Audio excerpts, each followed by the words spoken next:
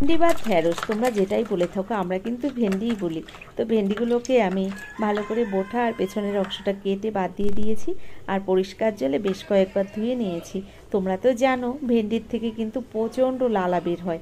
আর এগুলোকে এবার আমি একটু জলের মধ্যে সিদ্ধ বসিয়ে দিয়েছি, একদম অল্প পরিমাণে একটু লবণ দিয়েছি, ঢাকনা বন্ধ করে 5 মিনিট মতো টাইম লেগেছে। ভেন্ডিগুলো সুন্দর সিদ্ধ হয়ে গেছে।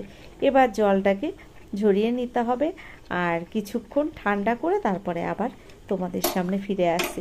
দেখো আমি এখানে গ্যাসটা বন্ধ করে দিয়েছি, এবার জলটা ঝরিয়ে নেব। এদিকে আমি দেখো একটা রসুন পুড়িয়ে নিচ্ছি আগুনে, এর সঙ্গে দুটো শুকনো লঙ্কাও নিয়েছি, আর লঙ্কা দুটোকেও সুন্দর করে পুড়িয়ে নেব। একদম অন্যরকম একটা খাবার, তবে খেতে কিন্তু দারুণ লাগে। রসুনটাকে পুড়িয়ে নেওয়ার পরে আমি সঙ্গে একটু পেঁয়াজ কুচিও নিয়েছি। এবার দিয়ে দেবো একটা কাঁচা লঙ্কা, আমি এখানে কেটে নিয়েছি ছোট ছোট করে, আমি লঙ্কাটাকেও কুচিয়ে নিয়েছি। আর দিয়ে দেব লবণ, তো স্বাদ মতো এখানে লবণটা দিয়ে দিলাম। আর যে লঙ্কা দুটো আমি পুড়িয়ে রেখেছিলাম, লঙ্কা দুটোকে একটু এই লবণের সঙ্গে আমি হাত দিয়ে ডলে নেব। তো শুকনো লঙ্কা ভাজা যে কোনো সিদ্ধ বলো বা মাখা বলো ভর্তা বলো, তার মধ্যে না দিলে যেন টেস্টটা ঠিকঠাক আসে না। শুকনো লঙ্কাটাকে আমি লবণ দিয়ে এভাবে ডলে নিচ্ছি, সঙ্গে আমি রসুনটাকেও হাত দিয়ে একটু চেপে চেপে ডলে নিচ্ছি। বেশ ভালোই লাগে খেতে এই খাবারটা। আমি কিন্তু এর আগে খুব একটা এটা পছন্দ করতাম না, তবে এভাবে কিন্তু বেশ ভালোই লাগলো আমার কাছে। বিশেষ করে এটা কিন্তু ভাত রুটি সব কিছুর সঙ্গেই ভালো লাগবে। গরম ভাতের সঙ্গে আমি খেয়েছিলাম, তবে দারুণ হয়েছে, তাই তোমাদের সঙ্গে আমি এই রেসিপিটি শেয়ার করলাম।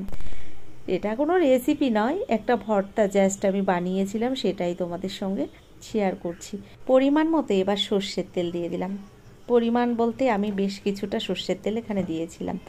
এবার ভালো করে সব কিছু আমি একসঙ্গে মেখে নেব। তোমরা তো জানো কি করে ভর্তা বানাতে হয়, তবে আমি এভাবেই বানিয়েছিলাম, তাই একটু তোমাদের সঙ্গে শেয়ার করলাম। ভীষণ পিছলে টাইপের এই ভেন্ডিগুলো, আমার এই জন্যই ভেন্ডি একদম খেতে ইচ্ছা করে না, এত লালা। তবে এভাবে মেখেছিলাম তাও ভালো লেগেছিল, অন্য রান্না আমার খুব একটা ভালো লাগে না ভেন্ডি খেতে। তো এভাবে সব কিছু মেখে নেওয়ার পরে গরম ভাতের সঙ্গে জাস্ট অসাধারণ লেগেছিল খাবারটি।